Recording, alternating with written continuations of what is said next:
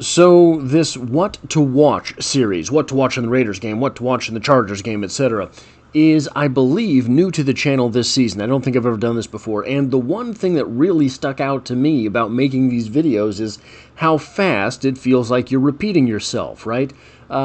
But magically, suddenly, here in Week 7, the Kansas City Chiefs have all sorts of interesting new things to be watching, and no trades were ever made. It is just the roster as it is currently constructed. So I have here 5 things worth watching in the Chiefs versus the Raiders game today. Obviously, this is a video with a short shelf life, but bear with me, I apologize.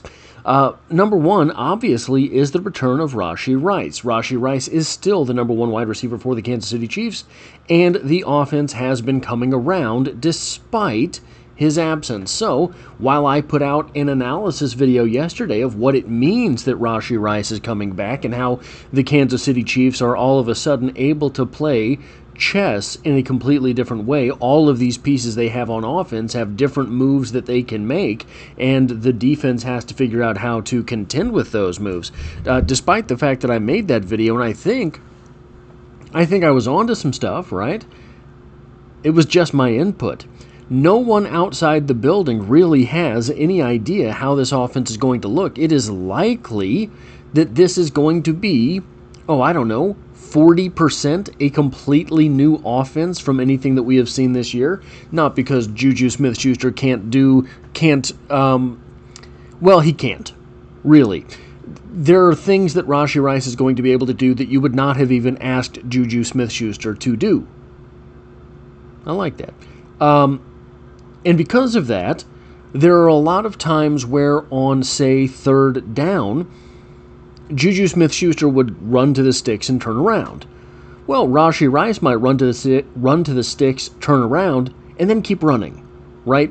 So I think we are going to see a completely different dynamic on offense than we have had previously, not just different play calling, not just different packages, different sub-packages, different personnel, all of that sort of thing.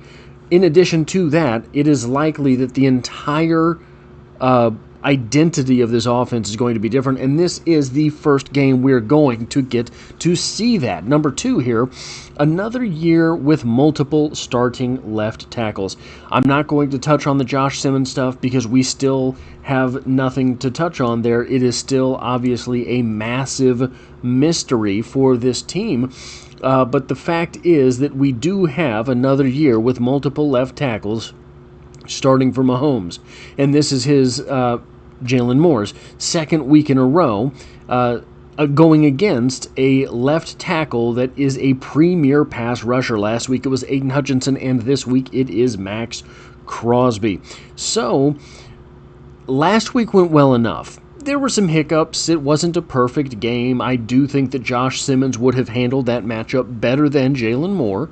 But Jalen Moore gets all the credit in the world for stepping into that game across from Aiden Hutchinson on very little notice and doing well enough.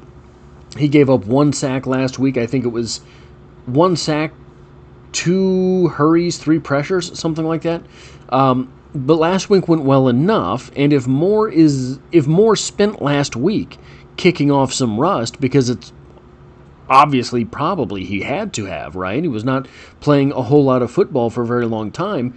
If he spent that week kicking off dust, and this week is an improvement on last week, guys, it could be a beautiful, beautiful season.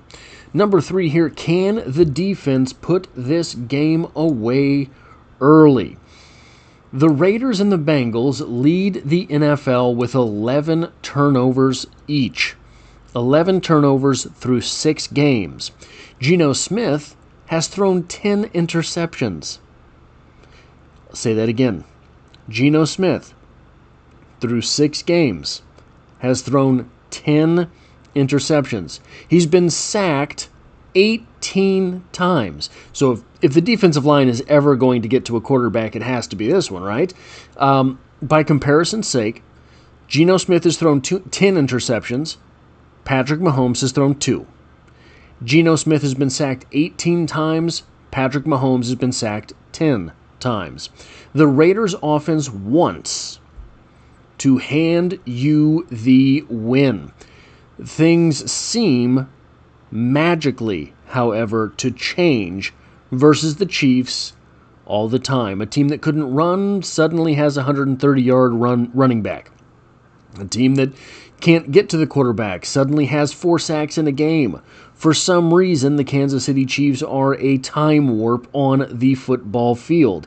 So, hopefully, the Raiders do not do the time warp again, but the Chiefs should have an opportunity to put this away early, and that gives us another question here. Can the Kansas City Chiefs end another quarterback's season? Geno Smith, how do you survive if you throw another 2 interceptions and get sacked 3 times in this game?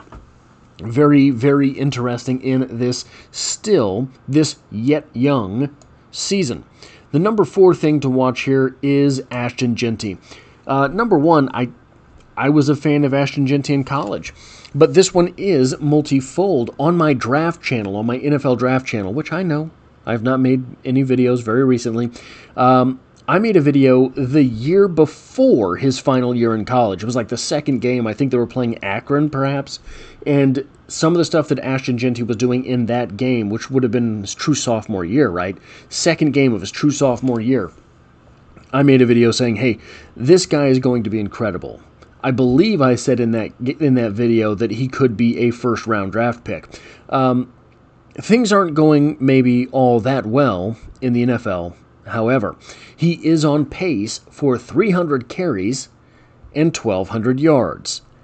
That is a 4-yard per carry average. That's decent. You can make a living in the NFL doing that, but it's hard to build a franchise around that. So, if that's all that Ashton Jeanty is going to be in the NFL, and I think he might be more yet, right? I think that they have a chef's blend of ineptitude happening in Las Vegas somehow, and I think that Jeanty might be better than that, but it is difficult to build a franchise around that, and if that is all that Ashton Jeanty is going to be in the NFL, or at least for the Raiders franchise is going to be toast for a few more years, so the Raiders franchise will not be a factor for the foreseeable future. The final thing worth watching in this game, and I hate to put it out there, I hate to say it, I hate to talk about it, but I have to, right? You get these feelings. You follow a team for so long, you get these feelings. This has close game written all over it. And it has nonsensical close game written all over it. It doesn't make any sense. Why would this be a close game? The Chiefs should absolutely mollywop this team. The Raiders, on paper, should not be this bad. They have some good pieces. They have some interesting pieces. Max Crosby, good piece. Ashton Jeanty, interesting piece. Geno Smith, interesting piece, right? We all love the story that was Geno Smith last year. And you would imagine that with the coaching staff that they have, they would have good coaching. I don't know what it is, because Geno Smith is not a precision passer per se. Geno Smith is not a dynamic runner per se, but Geno Smith has proven himself. I mean, he's been in the NFL a long time now, right? You don't stick in the NFL for that long of a time and be an absolute dunce. He has turned in to an absolute dunce this year. So it could be that this is another one of those magical games where all of a sudden the Chiefs find themselves in a dogfight with the Raiders. Here's why I put this talking point on here. Maybe it does. Maybe the Chiefs escape the Raiders week with a 1-point victory. Do not let that freak you out. Don't let it freak you out. It's the Raiders. It's a rivalry week. It's a divisional foe. It is a team that should be better than they are. Everyone gets amped up to play the Kansas City Chiefs because they are the Kansas City Chiefs. The Kansas City Chiefs, again, think of it this way. The players in the NFL, many of them, I mean, Unk Bowl not included, many of the players in the NFL are significantly younger than people like me, having just turned 40. So, if you are an NFL guy who's been in the NFL, say, a much longer than average career, 7 years you've been in the NFL. The average NFL career is like 3.2 years, something like that. You've been in the NFL for 7 years, coming up on a decade you've been in the NFL. You've been in the NFL since you were 21 years old. You were drafted at 21. You're 28 years old now. The Kansas City Chiefs have been to the AFC Championship game your entire career. The Kansas City Chiefs have been in the playoffs since well before you were drafted. The Chiefs are, for that generation of individual, everything that the Patriots were for my generation. They are the team that ruined an entire generation of football for anyone outside of the kingdom.